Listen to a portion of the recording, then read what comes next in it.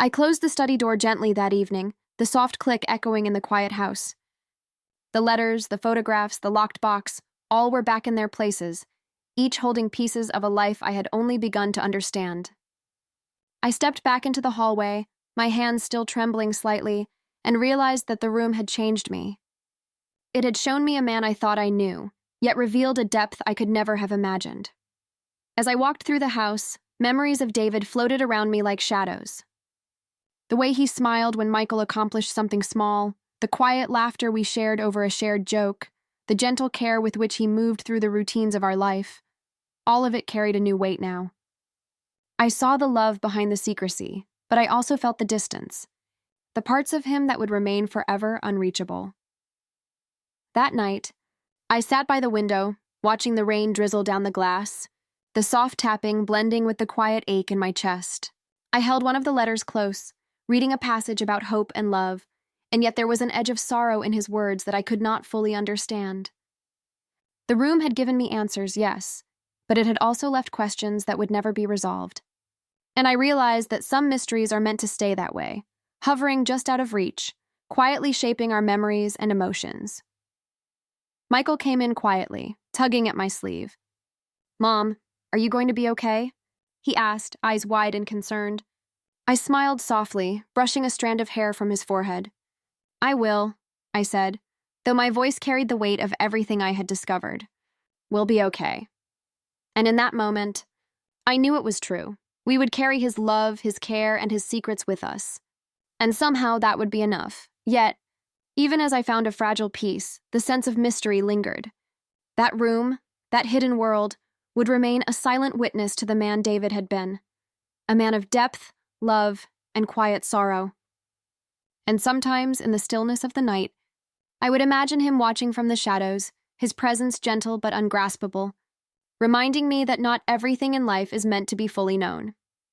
I left the study finally, closing the door one last time before bed. The house was quiet, the rain fading to a soft drizzle. I lay awake, listening to the echoes of memories, the whispers of secrets, and the steady beat of my own heart. The room, the letters, the box, they had changed me, reshaped my understanding of love, of trust, and of the quiet depths of the human heart. And as sleep finally drew me in, I thought one last time of David. I thought of the man who had loved silently, who had carried burdens I could never share, and who had created a world within our world that I would never fully enter. And I understood in that quiet, reflective moment that some doors are meant to remain both opened and closed, revealing enough to teach us, yet withholding enough to remind us that every life holds mysteries beyond understanding. The day came quietly, almost like any other, but I could feel in my bones that nothing would ever be the same afterward. David had gone to the garden to tend to the roses, Michael was at a friend's house, and the house itself seemed to hold its breath. I stood in the hallway, my hand hovering over the doorknob, heart hammering in my chest.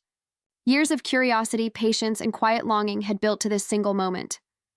I took a deep breath, whispering to myself, "I am ready." My fingers closed around the cold metal of the knob, and I turned it slowly. The lock clicked with a sound that seemed far too loud in the silence of the house.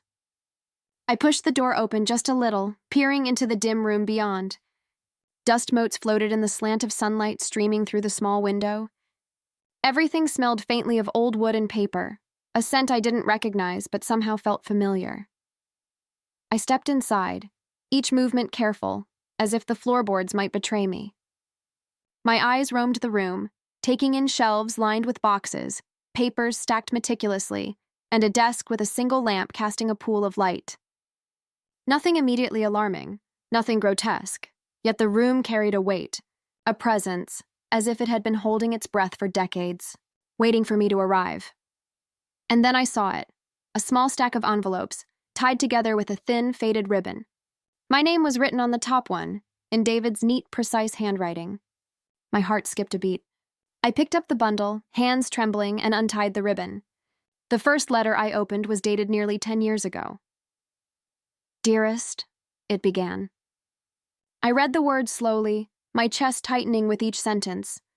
They were letters to me, written in secret, reflections of his thoughts, confessions of fears and longings he could never voice aloud. He wrote about our life together, about the joy Michael brought into our world, about regrets he carried quietly. And then I noticed the truth I had never suspected. The room had been a sanctuary, a place where he confronted his own struggles, wrote down his fears, and processed a pain he could not share with anyone, not even me. Tears pricked my eyes as I read on.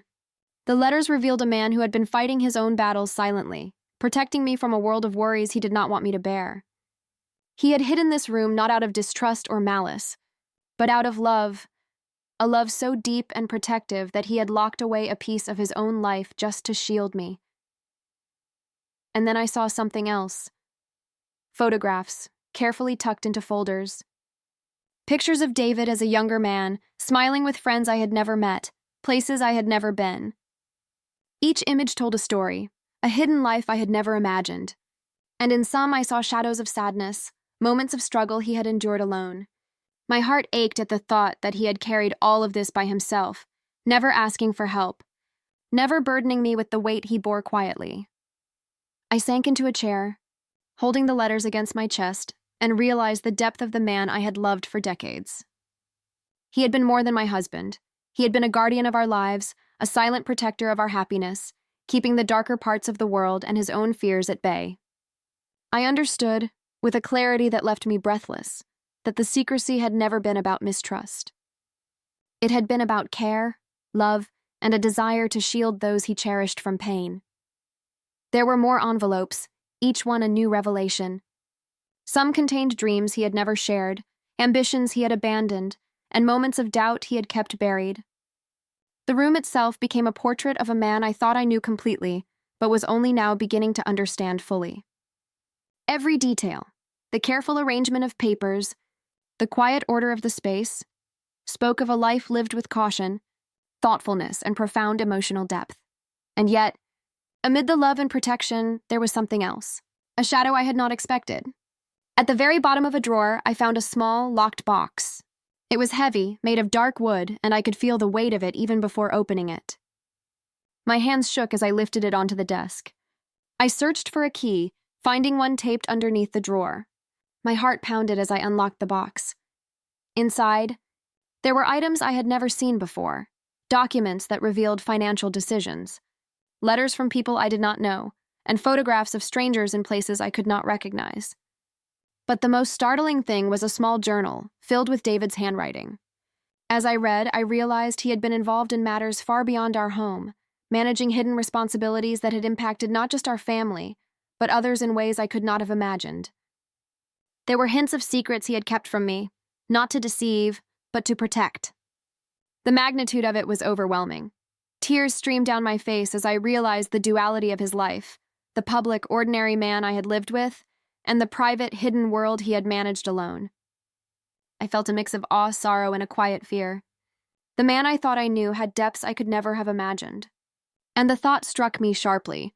All the times I had been frustrated with his distance, all the moments I had felt curiosity or suspicion, were replaced now with profound respect and love, mingled with an ache of sorrow for the solitude he had endured. For hours, I sat in that room reading, looking, and understanding. The rain continued outside, tapping softly against the windows, blending with the quiet sobs I could not hold back.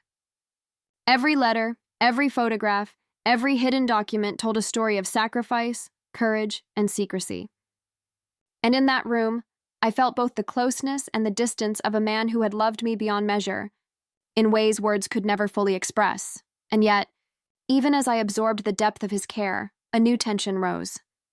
There were elements I could not decipher, aspects of his hidden world that remained elusive. The journal hinted at matters that would remain forever unknown to me, responsibilities, struggles, and secrets that David had carried into the grave. I realized then that some mysteries are meant to stay hidden, even from those we love most. The room was a testament to love and secrecy intertwined, a haunting reminder that a person's inner life can be vast and impenetrable, even to the closest companion. I left the room that evening changed. The weight of grief was now intertwined with awe and confusion. I understood him in ways I never had before, but I also recognized that I would never fully know everything he carried. The secret room was both a revelation and a reminder. Love can be protective, beautiful, and quietly isolating. And some doors, once opened, cannot close again, not in memory, not in the heart, and not in the lingering shadows of a life fully lived. The days after I discovered the secret room passed in a strange, heavy blur. The house felt different, familiar, yet layered with a sense of reverence I had never known before. Every corner reminded me of him, yet every shadow hinted at the life he had quietly carried beyond my knowing. I moved slowly, almost as if I were walking through a sacred space, each step measured, each breath deliberate. Michael noticed the change immediately. He came home from school one afternoon, his bag slung over his shoulder, and paused at the doorway. "Mom, are you okay?" he asked softly, concern etched on his young face. I smiled faintly, placing a hand on his shoulder. "I'm learning," I said quietly, letting the words linger between us. He didn't fully understand, of course. He only knew that his father was gone and that something had shifted in the air. I began revisiting the letters and documents David had left behind. Some were simple reflections, daily notes, mundane thoughts. Others carried the weight of deep reflection, fears, regrets, and private confessions he had never shared. Each one was like a window into his mind, a revelation that left me both awed and humbled. The love he had held for me, for Michael, for our family, was embedded in every page. Yet so too was a quiet sorrow, a solitude I had never imagined he had borne alone. One evening, I sat in the study with the door open, the rain tapping gently against the window pane. Michael had gone to a friend's house again, and the house was quiet. I unfolded a photograph I had found tucked behind some letters. It was of David as a young man, sitting on a bench beneath a tree, smiling at the camera. There was a softness in his eyes, a hint of vulnerability that I had never seen in the man I knew. For a long time, I just held the photograph, feeling the distance and closeness of the life he had lived. It became a ritual, of sorts, sitting in the quiet room, reading his thoughts, trying to piece together the life he had hidden. I found myself talking to him, aloud sometimes, as if he were there beside me. "I understand now," I whispered one night, my voice catching. "I see you, even the parts you never wanted me to." The room seemed to listen, holding the echoes of my words in a way that felt both comforting and heavy with absence. There were letters addressed to me that I had never opened, notes of love, apologies for times he thought he had fallen short, reflections on life's fleeting moments. They revealed a depth of feeling and thought that shook me. How could a man so ordinary in daily life have carried such a vast, hidden world inside him? It was both humbling and heartbreaking. I realized then that I had never truly known the whole man, but in some way, through decades of quiet love, I had always been a part of him. And yet, the mystery remained. That small locked box, the journal, and the documents hinted at responsibilities and experiences I could never fully understand. There were names, places, and events that belonged to a world I had never known existed. I realized with a pang that some parts of a person's life are simply theirs alone. Love can bridge many gaps, but there are corners that remain untouched, even by those we hold closest. I began to leave small tokens in the room, a cup of tea in the morning, a blanket draped over the chair, sometimes a note of gratitude. It felt like honoring him, acknowledging the part of him that had remained unseen but steadfast, protecting and loving from the shadows. In doing so, I found a strange solace, a sense of connection that transcended the boundaries of life and death. Michael began asking questions too. "Mom, why did Dad keep this hidden?" he said one evening, standing at the doorway of the study, eyes wide. I sat down beside him, taking his small hands in mine. "Because sometimes people carry burdens they think they must face alone," I said softly. But he loved us more than anything, and that love guided everything he did, even the secrets he kept. He nodded slowly, trying to understand, the wheels of a young mind turning with curiosity and reflection. As the weeks turned into months, I found myself navigating life in a new way. The house, once a place of quiet routine, became a landscape of memory, reflection, and understanding. I would move through the rooms, sometimes stopping at the door, sometimes lingering in the study, reading letters or sorting photographs. Each item was a fragment of a man I had loved, a man who had shaped our lives in ways I could now fully see. Grief remained, of course. The absence of David was a quiet ache that settled in my chest. But it was accompanied by gratitude, for the love he had shown, for the protection he had offered, and for the glimpses into his private world that allowed me to understand him in ways I had never imagined. It was a complex tapestry of emotion, blending sorrow, love, respect, and curiosity. I started sharing small stories with Michael about his father, carefully revealing moments that spoke of courage, kindness, and dedication. "Your father was a man who thought deeply about the people he loved," I said one evening, tucking him into bed. "He carried things alone to make sure we could live freely and happily. And that is a kind of love that is rare and precious." He listened quietly, eyes wide, absorbing the lessons and the truth of the man he had called Dad. In the quiet moments, I would sometimes speak aloud to David, confessing regrets I had carried, expressing love I hadn't fully voiced, and acknowledging the mysteries I now understood. "I wish I had known," I whispered one rainy night, rain tapping softly against the window. "I wish I could have shared your burdens. But I see now. I see everything you gave, everything you protected, and I am grateful." And yet, amid the gratitude, there was a lingering unease.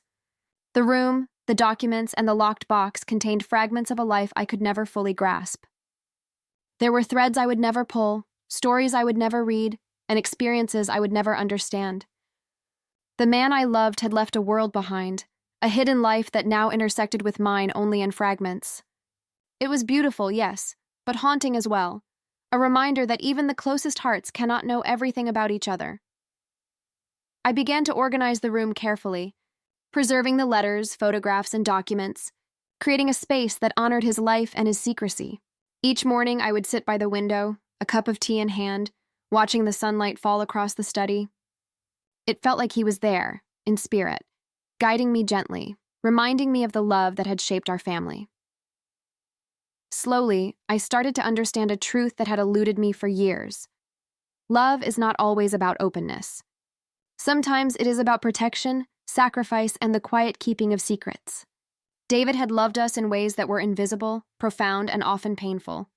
And in discovering his hidden world, I found a connection deeper than I had ever known, a bridge between life and memory, love and mystery. When my husband said he'd work late, I smiled and told him to drive safe. It wasn't unusual. He'd been working long hours for months, but that night felt different. I remember the way he avoided my eyes as he picked up his jacket. He said, "Don't wait up for me, okay? It might be a long night." I nodded, trying to sound casual. "Sure, honey. I'll see you in the morning." He kissed my forehead, but it felt like a formality. Light, distracted, almost rehearsed, and as the door closed, I felt a strange heaviness in my chest. A quiet voice inside me whispered something wasn't right. I brushed it away. I told myself I was overthinking, that marriage has ups and downs, and maybe he was just tired. But as the hours passed, my thoughts began to spiral. 10 o'clock, 11, midnight. No call. No message. I tried to sleep, but I couldn't. I lay there in the dark, staring at the ceiling, replaying every conversation we'd had that week. He'd been distant, cold. He'd started taking his phone everywhere, even to the bathroom. He'd stopped laughing at the little things, and the way he said "I love you" had changed. It sounded like something he was supposed to say, not something he felt. That's when I picked up my phone and opened the family GPS tracker, the one we both had for safety. It wasn't something I checked often, but that night, my fingers moved on their own. When the map loaded, I froze. His car wasn't near his office. It was across town, parked outside a small apartment complex. For a moment, I couldn't breathe. I thought maybe it was a glitch. Maybe he was helping a coworker. Maybe he was lost, maybe anything but what my heart already knew. I stared at the little blue dot on the map, and my whole body went cold. That's when I almost passed out. Because deep down, I already knew what I was about to find. I just didn't want to face it. Setup. To understand why it hurt so much, I need to tell you what our life used to be like. My name is Anna. I'm 43 years old. My husband, Michael, and I had been married for almost 18 years. We met when I was 24, Young, hopeful, and a little shy. He was charming, funny, the kind of man who could light up a room. When we first met, he made me laugh so easily. He'd say, "I'm going to marry you one day," even when we'd only been dating for a few weeks. I used to roll my eyes and laugh, but a small part of me believed him, and he did. 2 years later, we got married in a small garden behind my parents' house. It was simple, but perfect. We didn't have much, but we had each other. We built everything together: a home, a life, a routine. Sunday mornings meant pancakes. Fridays were movie nights. We had inside jokes, little rituals, and a kind of quiet comfort that made me feel safe. He wasn't just my husband. He was my best friend. We had 2 children, Emma and Lucas. Emma is 16 now, thoughtful and kind. Lucas is 12, full of energy and questions about everything. Our house was always a little messy, but filled with laughter. Michael was a devoted father. He'd read bedtime stories, help with homework, and never missed a school event. At least, that's how it used to be. Then, about a year ago, things started to change. At first, it was subtle. He'd come home later and say work was stressful. He'd scroll through his phone during dinner. He stopped talking about his day. I remember asking, "Is everything okay at work?" He smiled weakly and said, "Yeah, just deadlines." But the warmth was gone. He wasn't mean or cruel, just absent, like his body was here, but his mind was somewhere else. I tried to reach out. I planned date nights. I left little notes in his lunchbox like I used to, but he didn't seem to notice. He was always tired, always distracted. I blamed myself. Maybe I wasn't interesting anymore. Maybe I'd gotten too comfortable, too predictable. Maybe love fades, and this was just how marriage becomes after so many years. But in my heart, I missed him. I missed the man who used to pull me close in the kitchen and dance to old songs while the coffee brewed. I missed how he used to call me his sunshine. Now, we were like 2 strangers sharing the same roof. Still, I held on. I told myself it's just a phase. We'll get through it, because that's what you do when you've built a life with someone. You fight for it. But that night, when I saw his GPS location sitting still outside another woman's apartment, all the air left my body. It took me a long time to move. I sat on the bed, staring at the map, my phone trembling in my hand. A part of me wanted to ignore it, to close the app, go back to bed and pretend I never saw it. But another part, the one that had been quietly breaking for months, whispered, "You deserve to know." So I got dressed. It was raining softly, and the roads glistened under the streetlights. I remember gripping the steering wheel so tightly my knuckles turned white. Every mile felt heavier than the last. When I reached the building, I parked a few spaces away and turned off the engine. His car was right there. I recognized the license plate, the small dent near the bumper, the same car he'd driven for years. The apartment building was quiet, only a few lights on. I sat there in silence, heart pounding, staring at his car. Then, after what felt like forever, I saw him. He came out of the building holding an umbrella, and beside him was a woman, young, pretty, laughing. He opened the car door for her. She smiled up at him, and he tucked a strand of hair behind her ear, the way he used to do with me. That tiny gesture, it shattered me. I didn't get out of the car. I didn't scream or make a scene. I just sat there, watching the man I thought I knew, realizing in that moment that the life I'd been holding on to had already slipped away. The rain blurred the windshield, but it couldn't hide the truth. He wasn't mine anymore. Maybe he hadn't been for a long time. Soft pause, rain fades to silence. That night, I drove back home without saying a word to anyone. I crawled into bed, still in my coat, and stared at the ceiling until the sun came up. When the kids woke up, I smiled and made breakfast like nothing had happened, because I didn't know what else to do. My whole world had changed, and yet everything looked the same. The same kitchen, the same photos on the wall, the same quiet hum of the morning. But I was different now. That was the night I stopped being naive. That was the night I realized that love can fade quietly, without warning, without goodbye. Life continued in its quiet rhythm, but the door, that simple, unassuming door, began to weigh on me more heavily as the years passed. Every time I saw it, there was a flicker in my mind, a whisper of curiosity I could never fully silence. It was like a shadow in the corner of a bright room, not dangerous, not urgent, but impossible to ignore. Sometimes I would overhear snippets of conversation between David and Michael that made me pause. A laugh that stopped abruptly when I entered the room. A hurried explanation about something mundane when my instincts told me there was more beneath the surface. And yet I did not push. I had always respected his wishes, and part of me feared what I might find if I ever disobeyed. One evening, Michael came running into the kitchen, eyes wide with excitement. "Mom, Dad's working on something really cool in his study," he exclaimed. His words were innocent, but I felt a pang of unease. I smiled and nodded, asking lightly, "Oh? What is it this time?" But Michael only shrugged, his curiosity outpacing his understanding.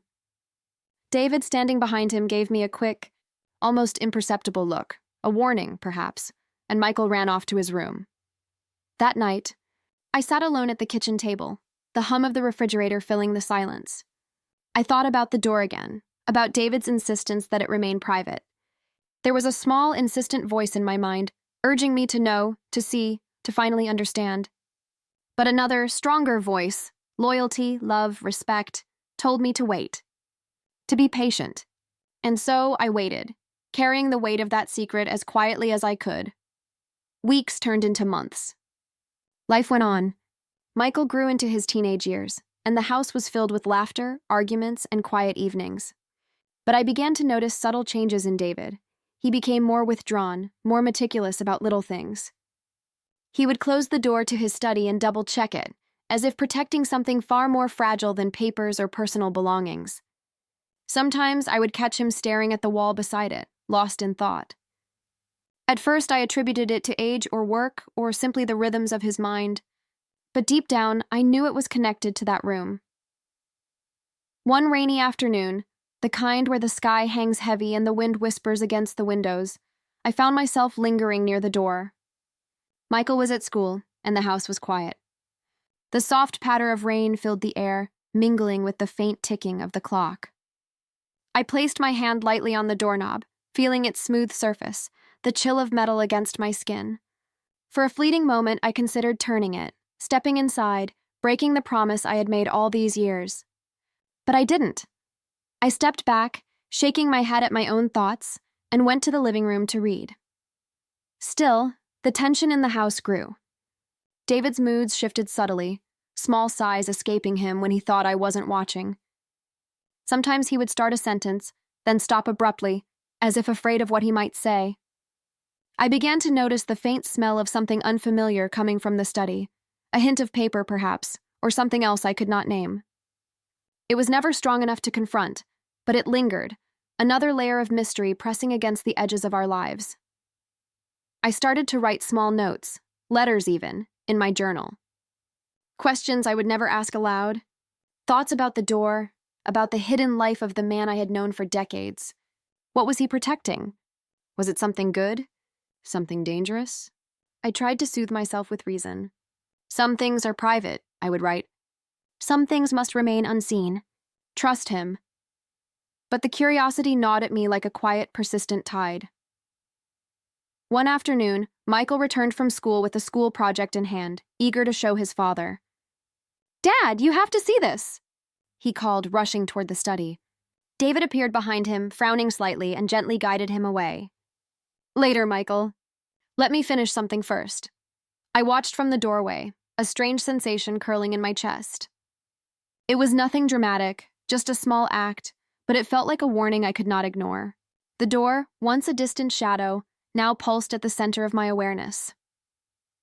That evening, as David prepared dinner, I tried to engage him in conversation. "You've been quiet lately," I said softly, trying not to sound accusatory. "Is everything all right?"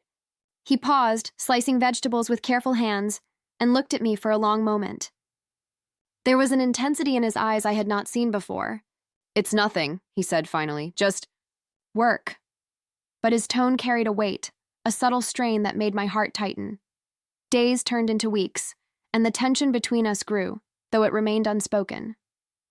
I found myself avoiding the study, not out of fear of him, but out of fear of the unknown. At night, I would lie awake, listening to the quiet house, imagining what lay behind that door. The whispers of curiosity were now accompanied by shadows of anxiety. What if I discovered something I could not undo? What if the life I thought I knew was built on hidden truths? Then came the day of the argument, small but significant. It was over something trivial, a misplaced set of keys, a forgotten note, yet it carried an undercurrent of frustration I had never noticed before. David's voice was calm but firm. I asked you not to interfere, he said. Some things must remain private. I nodded, biting my lip to keep from asking more. But inside the tension grew, a quiet storm gathering strength. The door was no longer just a mystery. It had become a barrier, a symbol of secrets that threatened to unravel the life we had built together. And then, one ordinary evening, everything changed. Michael had gone to a friend's house, and the house was quiet.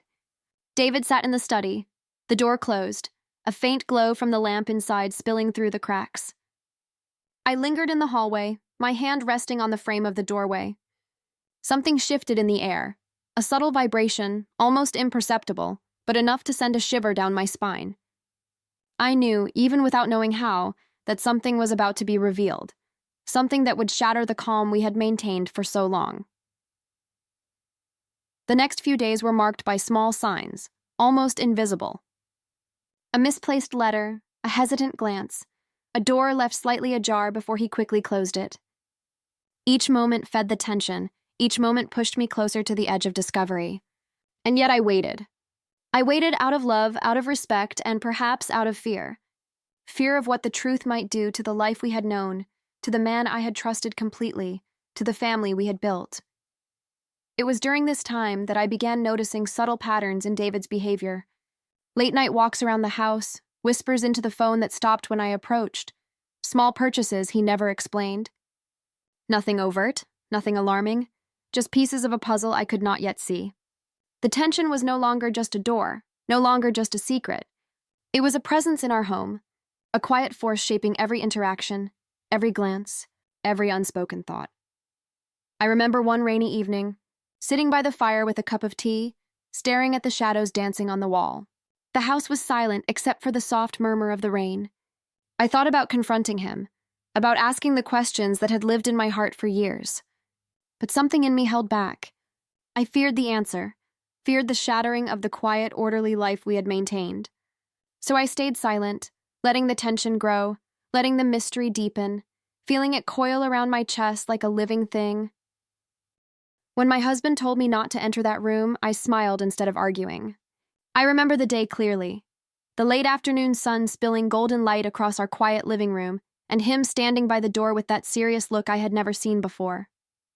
It's just, some things I want to handle alone, he said softly, his voice steady, but his eyes avoiding mine. I nodded, pretending I understood, though a small knot of worry formed in my chest.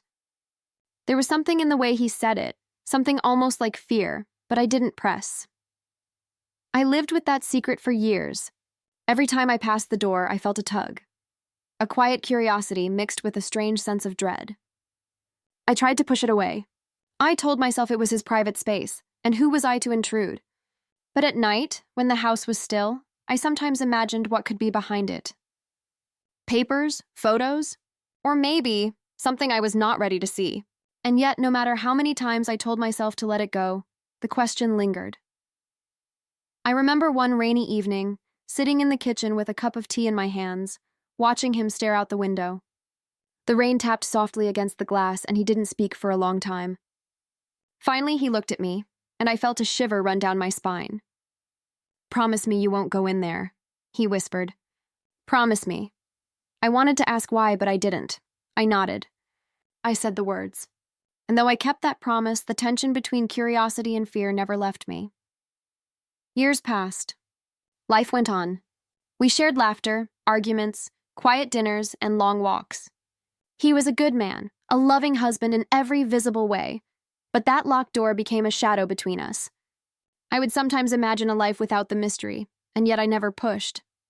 I think deep down I respected the line he drew, or maybe I was just too afraid of what I might find. Then came the day he was gone. Just like that, with a sudden silence that filled every corner of the house. The grief was sharp and consuming, but amid it, my mind kept returning to that door, locked, untouched. And now, for the first time, there was no one left to forbid me. No one to stop me. My heart pounded as I walked toward it, each step heavy with fear and anticipation. I hesitated with my hand on the doorknob, remembering every promise, every whispered plea. And yet, I turned it. I had no idea that opening it would change everything I thought I knew about him, and about our life together. I remember our house the way it always felt, warm, cozy, filled with quiet routines. It wasn't large, but it had a kind of peaceful charm. The living room had a soft rug, a few framed photos of our family, and a couch that creaked just enough to feel lived in. The kitchen smelled of spices and fresh bread almost every morning. It was a place where memories were made slowly, quietly, without fanfare. My husband, David, was a reserved man, steady and reliable in ways that most people appreciated, but few really understood. He never raised his voice. He didn't need to. There was a calmness about him that drew me in the first time we met. We were married for over 20 years, and throughout that time he had this quiet devotion to our home and to me. He would wake early, make a cup of coffee, and sit at the kitchen table reading the newspaper. I would join him, not saying much, just enjoying the rhythm of it, the soft clatter of the newspaper, the hum of the morning, the smell of fresh coffee. We had one son, Michael. From the moment he was born, he brought life into the house in a way that nothing else could. His laughter would fill the hallways, bouncing off the walls, chasing away the silence that sometimes weighed on the house. We had arguments, of course, small disagreements, nothing severe, but mostly it was a peaceful life, full of little routines that made me feel grounded and loved. And yet, there was always that door, always that little piece of the house that David kept to himself. At first, I thought it was just a storage space. Perhaps he kept old papers, tools, or memories in there, but there was something more, though I didn't know what. Sometimes I would catch him lingering near it, his face tense, a shadow passing over his features. He never explained. He never invited me in. And over time, I learned to simply accept it as part of him, part of our life. I tried to fill the house with comfort and warmth. I baked on quiet afternoons, humming soft songs. I set the table with care, making even simple dinners feel like celebrations. I told stories to Michael about his childhood, about the world I had known before he was born, hoping to give him a sense of history and love. David would listen, sometimes smiling faintly, sometimes lost in thought. And I would wonder what went on behind that door, what secrets he carried, what thoughts he held private. It wasn't that I didn't trust him. I did, more than anyone else in the world. But curiosity is a stubborn thing, especially when paired with the absence of explanation. And he was always careful, always subtle. If I approached too closely, he would steer the conversation elsewhere. If I lingered near the door, he would suddenly remember something urgent in the garden or the garage. Little distractions, gentle redirections, but enough to keep me at bay. Our friends never noticed, or if they did, they never asked. To them, David was the quiet, loving husband. I was the attentive, caring wife. Our home seemed ordinary, peaceful, but I knew that behind that locked door, there was a fragment of his life I would never touch, a corner of his world he had kept completely separate from me. And strangely, over the years, that distance became familiar. It was part of the rhythm of our marriage, a silent agreement we never spoke about.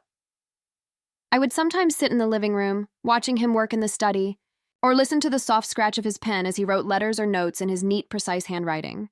He had always been meticulous, organized, careful with his words. And yet, for all his openness in other parts of our life, that one door remained closed.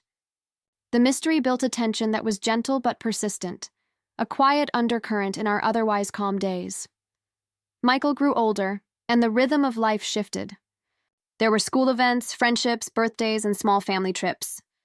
The house was never silent, but the secret of that room lingered at the edges of our attention, always present but unspoken. David never mentioned it, and I never asked, not directly. There were moments when I thought about it, fleeting thoughts in the middle of the night.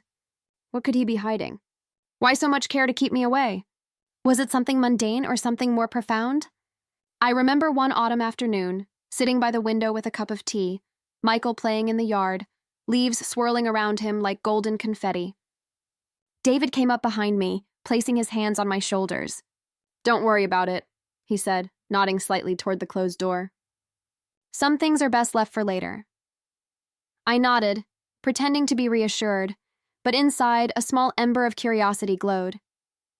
And it would continue to glow for many years, growing quietly, patiently, until the day I no longer had to respect his wishes. The house, the routines, the quiet life, all of it became a cocoon of memory, wrapping around me tightly. It was comfortable, but the door remained a constant reminder that some parts of a person's life can be hidden, even from those they love most. I thought about it often, in small, unspoken ways. Sometimes in dreams, I would wander into that room, imagining its contents. Sometimes I would hear a sound, a faint creak, and wonder if it was a signal, a secret waiting to be discovered. Little did I know, the years of waiting, the patience, and the quiet acceptance were leading to a moment I could never have imagined. A day when grief, curiosity, and inevitability would converge at the threshold of that forbidden door.